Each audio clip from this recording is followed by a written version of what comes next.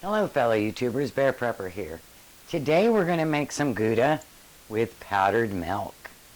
I have 5 1/3 cups of powdered milk in here, and this happens to be the 30-year-old powdered milk.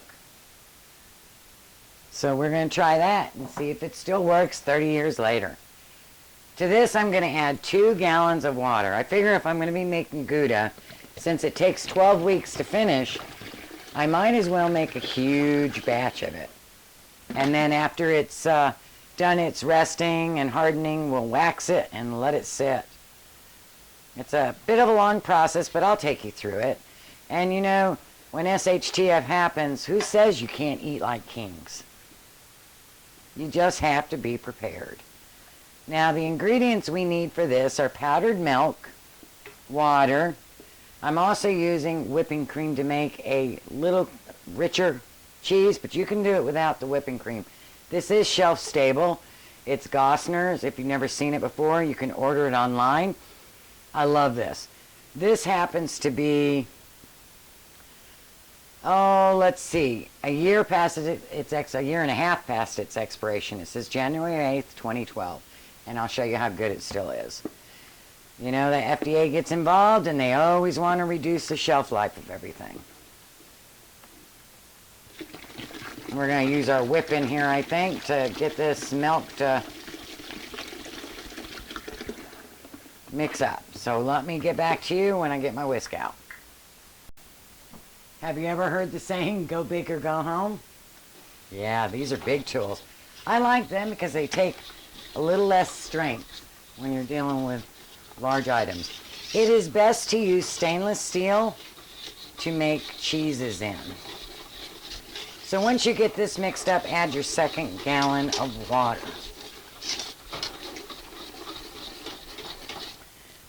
Now if you're going to use the whipping cream, go ahead and add it in now.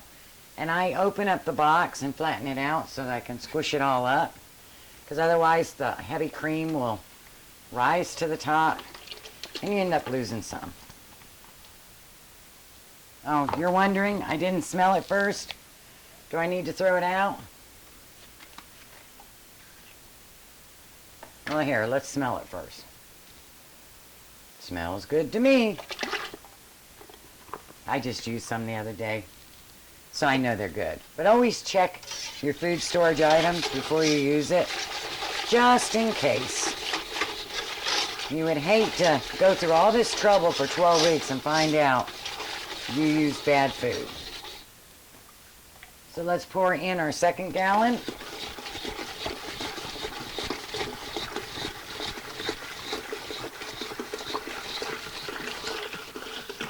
If you use warm water, you don't have to do this next step because you just need to get it up to 90 degrees. So I'm going to go ahead and bring this to 9 degrees and I'll be back with you. Alright, it took a matter of minutes to get the temperature up to 90 degrees because my water was pretty warm. And now I'm going to add about a 1/2 cup of my homemade yogurt. Oosh, just plop it in there. Whooshka. I have become addicted to yogurt. I love it. I just keep making batch over batch over batch and making wonderful things with it. So mix it in, and then you need to let this sit for 10 minutes.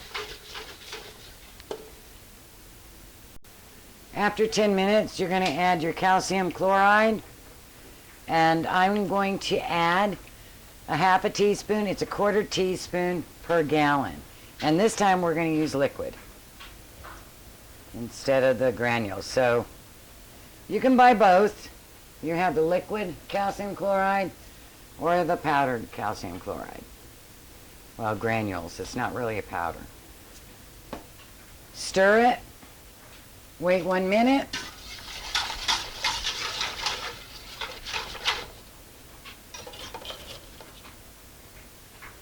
And then what we've done is we've added our 1 tablet of rennet into a 1/4 cup of warm water to dissolve. I'm going to use the thermometer tip. Just stir it up. What the calcium chloride does is it actually makes your cheese just a little firmer, which is really nice. It works in your yogurt really well too. If you want to make a thick yogurt, it works really well for that. And then a rennet is what causes the curd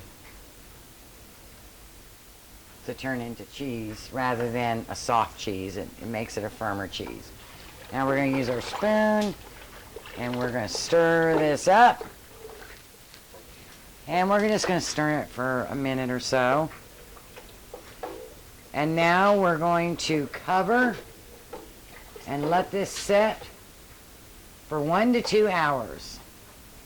Because it's 2 gallons, it'll probably take 2 hours.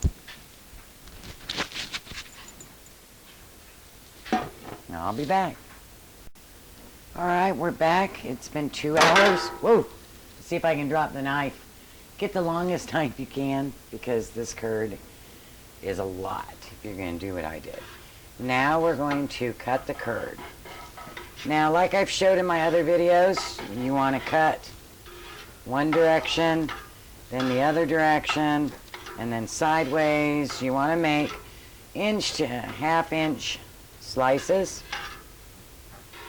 And folks, don't start with Gouda. Gouda is a really long process. You know, it takes weeks. But I know there are some of you that have advanced to this point that would love to have some Gouda in their food storage, or at least know how to make it. Because you know, if SHTF hits, it may be a long time, and you may just want some Gouda. So we're cutting the curd, and that's what this is called. You get a clean break. And now we're going to do the sideways cut. Sideways cut is like this. Family's home, so I apologize for the intrusion and the noise. I'm going to turn it. And I'm going to cut the opposite direction. Let's see if we can cut down to the bottom here. And we're just cutting the curd.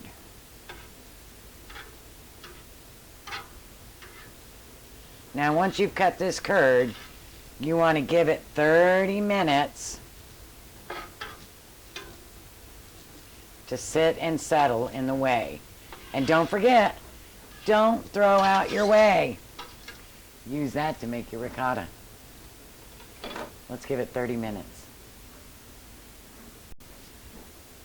Oops, I misspoke. It's not 30 minutes, it's 10 minutes. And you want to stir gently the whey and the curd, because you want it to separate.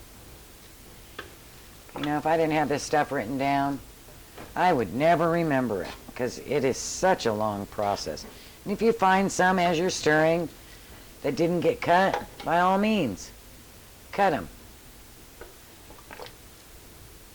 Gentle stir. Don't go whipping it up. You don't want to break it. And you want to do that over the next 10 minutes a few times. So you drain off half the whey down to the little of the curd. And you get a pot of water at 175 degrees exactly. And what you want to do is you want to bring your curd temperature up to 100 degrees. So I'm looking now to see what my curd temp is.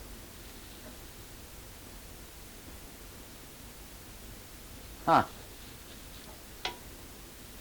Really interesting. It's just a hair shy of 100 degrees. So I don't think I'm going to need much in the way of hot water. And you're going to take very little, and as you stir, you're going to bring the water temperature up to 100 degrees and stir. see what we got now.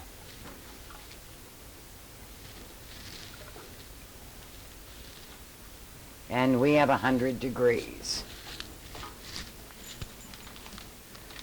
It's a warm Texas day, so now you're going to allow the curd to stay at 100 degrees for 15 minutes, stirring often to keep the curd from matting.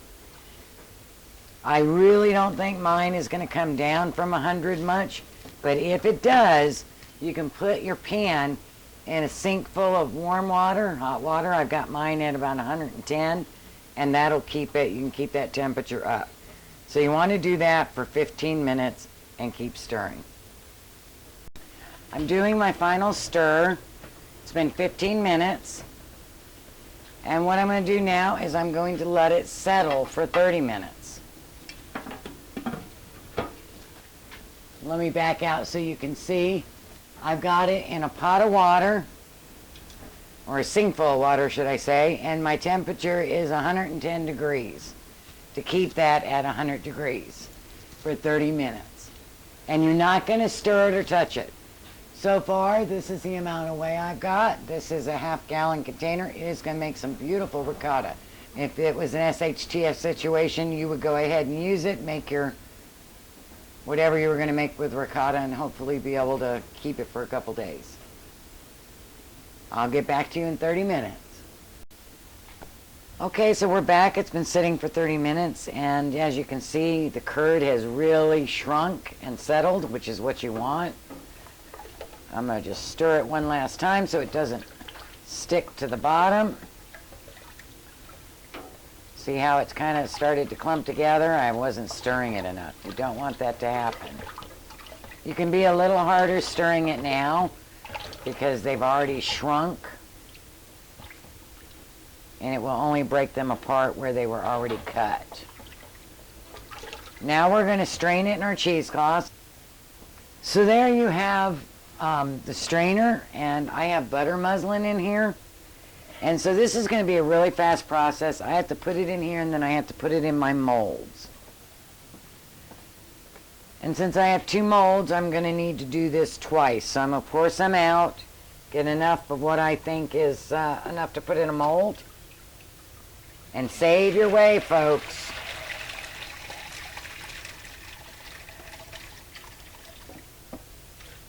That's not enough yet. Ugh.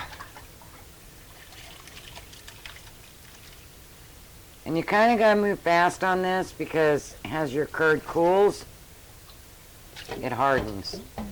Might have a little too much in here, but we'll find out. Oh yeah. Probably. My mold is big, but I'm not sure if it's that big. Let's see how much we can actually fit in here.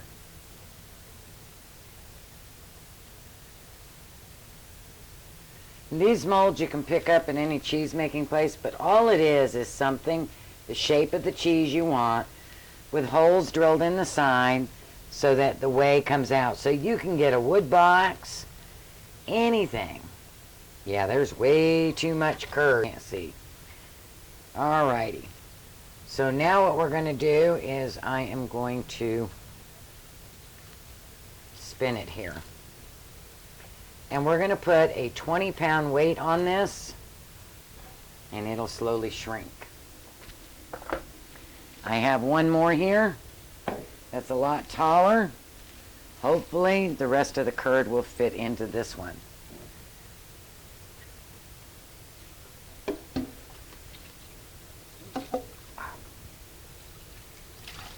Whoops. And normally when I say oops, my dogs come running. Make sure you clean your sink out before you start and all that good stuff. Alright, so now we're going to take this one, and this one doesn't have a bottom in it, but it's the same type. And hopefully the rest of this will fit in, and it looks like it's going to. Wonderful. I will slice this into smaller ones. So here's where it gets tricky. Alright, we're going to have to cut our cheesecloth. I need a pair of scissors and I'll be back with you. Alright, so we have it in the mold and we're going to put some weights on it. But I thought you might want to see it first. And that's going to press and become a really small log. You want to get that in there kind of tight so that this can fit over it. And it slides in the width of that to press it out. Same with this one. I am going to put a bucket on this one, so I'm going to use the weights on this one. I wanted to show you how I got it rigged up to hold this little tiny cheese. I need a cheese press. Absolutely. I'm not going to show you the messy sink from our cooking, but there we go. We have the other one over here. So now it's been 20 minutes. I'm going to flip them and press them some more. This one is really drained nicely. Do you ever hear the saying, don't do this at home? Look at my board. These all fell off and flew and smashed my cutting board in half. Thank goodness this was an old cutting board and not my beautiful new one that was made for me. So you take it off and see this has two sides, small and large. You want the large. That's what fits in to press it. And we're going to go ahead and pop this out. This one doesn't have a bottom. I like the ones that don't have a bottom better. Now, it did bubble a little bit here. But look at that. Isn't that beautiful? It's pressing together so nicely. Before I do that, though, I want to empty this whey out into my pot. Whoops. I missed some into the other sink doing this one-handed. Alright. So now we're flipping it. And we're going to press it for another 20 minutes. Wide side end. So it makes it a nice smooth one. It's a lot easier the second time because it's not so wobbly. Because there's less water in it.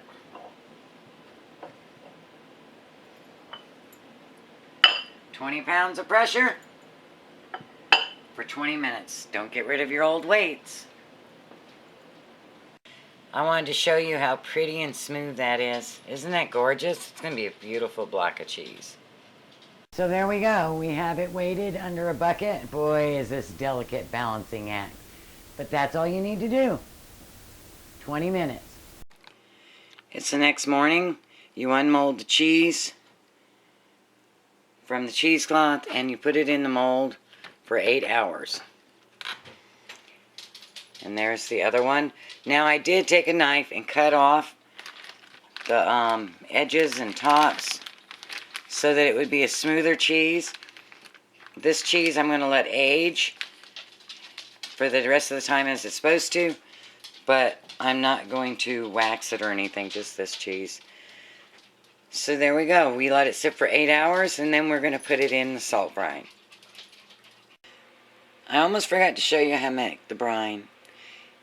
I put 1½ teaspoons of white vinegar, ½ teaspoon of calcium chloride, and 1.5 pounds of salt. And it's iodine-free salt, so your canning salt works great. Then I added water, and I used hot water until the salt was dissolved.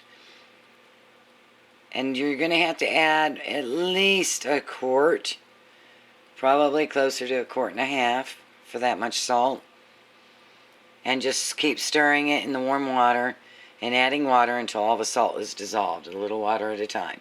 Then I put it in a sink of ice water because you want it to be cool to put your cheese in. So let's go ahead and get the cheese in here. So I have my cheese and I'm taking it out of the mold, and you see I sliced it just to even it out a hair. And I'm going to set it in there. And I'm going to take my other hunk of cheese and I'm going to set it in there. You want to keep it covered with the salt. And my pieces, I'm going to go ahead and put these in there for about 30 minutes. The reason I'm not going to do longer is because they are so thin. So I think 30 minutes is more than enough salt brine on them. Now I'm going to take this and I'm going to drop it in there. And I'm going to put a jar on top just to weight it down a little bit for 30 minutes. And then I will take that off and let it float. Okay, so I pulled it out of the brine. It's been 3 hours. Now folks, remember, this is a long process. And if you're not committed, don't even start. Now 3 to 7. See, there they are in the brine.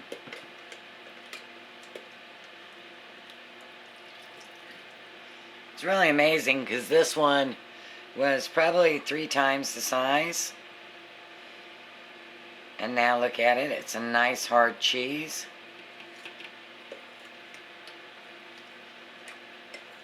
And this one, I thought I was going to be able to slice into thirds and make 3 logs. So you see it shrinks up really nice. I did cut the top and the bottom, and that's what those pieces are from. I didn't do much cutting on the sides. I figured I could compensate for the holes with the wax when the time came. So now, for 4 to 7 days, this needs to sit out, turning it every day. And this little ones, I'll just leave out here for maybe a day or 2. You can save your brine in a jar, just strain it and save it in a mason jar in your fridge, and you can reuse it. Alright, it's been a week storing my Gouda in the refrigerator. So it dried up good enough, and now we're going to wax it. Now, there are many ways that you can do this. You can brush it, you can dip it. Mine's not completely melted, but I think it's deep enough. And I'll brush the center. So I'm just going to stick it in the pot, and I'm going to roll it. So I get where my fingers are going to go in.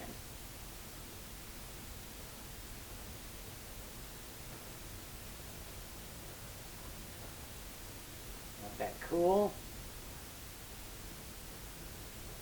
You get it away from the heat of the stove.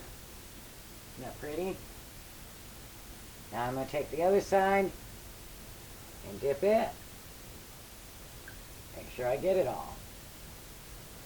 And so I have a completely sealed log. I'm going to let that sit for a few minutes, and then I'm going to dip it one more time, because you want it dipped twice. Now this is harder because you can't see where you stopped.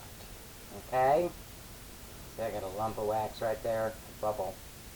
Got to get that bubble out, because otherwise air is going to be trapped in there, and that's the last thing you want, is air or liquid trapped in your cheese. So now my hands are icky. So this time I'm going to start over here, so the part that I did last goes in first. And then I'm going to roll it until my fingers are wet.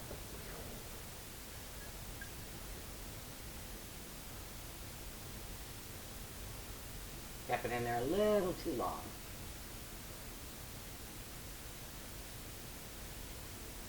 And let it dry.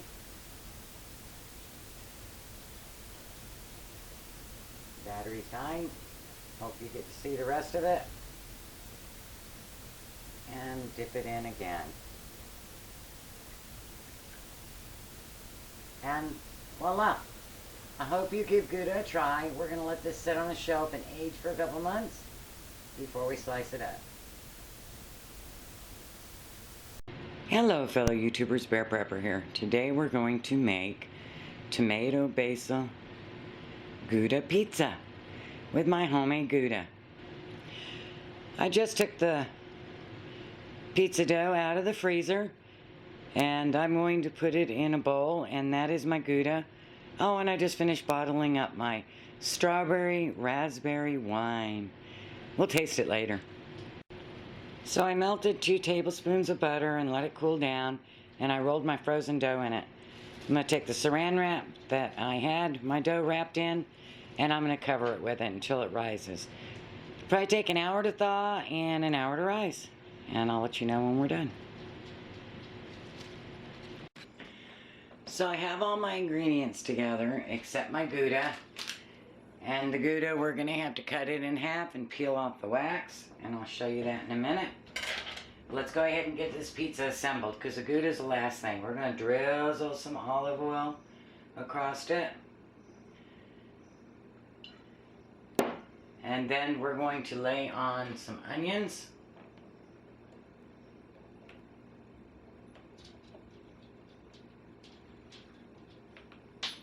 My kids like onions. Then some green peppers.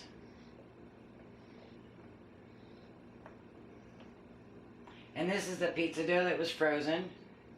Thawed out really beautifully and spread out very nice.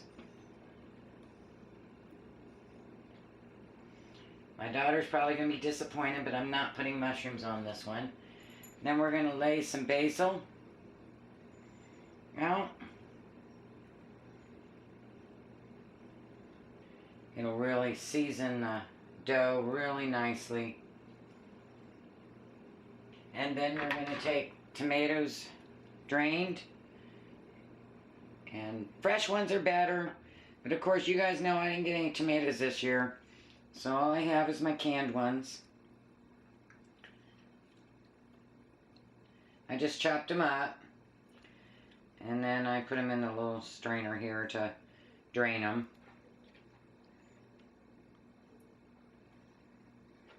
Probably about 1 cup of tomatoes if they're stewed. If they're fresh, you can probably need 2 tomatoes. Now we're going to go ahead and sprinkle on some Italian seasoning.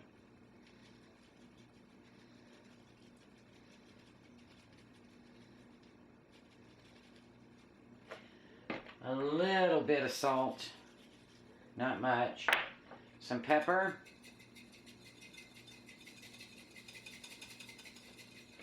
And I forgot some garlic salt. Garlic powder, actually.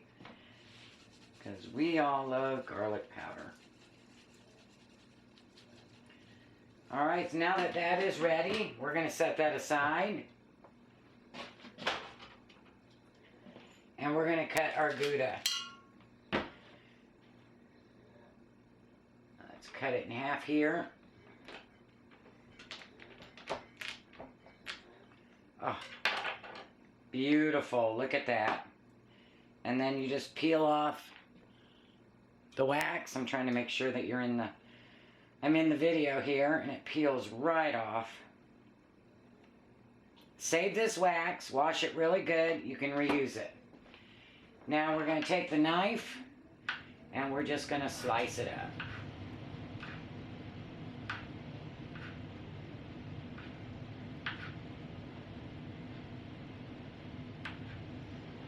And we're going to lay that on our pizza. See if I've got enough. You can shred it if you'd rather. We're going to put it in a 500-degree oven for about 12 minutes. And it should be done. I think I'm going to add a little more Gouda to it. We'll show you when it's done. And there we go. Basil tomato pizza with Gouda. Homemade strawberry raspberry wine.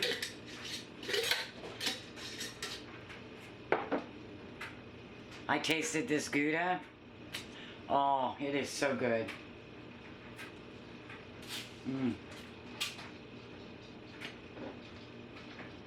You know, every now and then, you need to cook something without meat and make it a little lighter. So there we go, folks. Homemade Gouda. Blessings.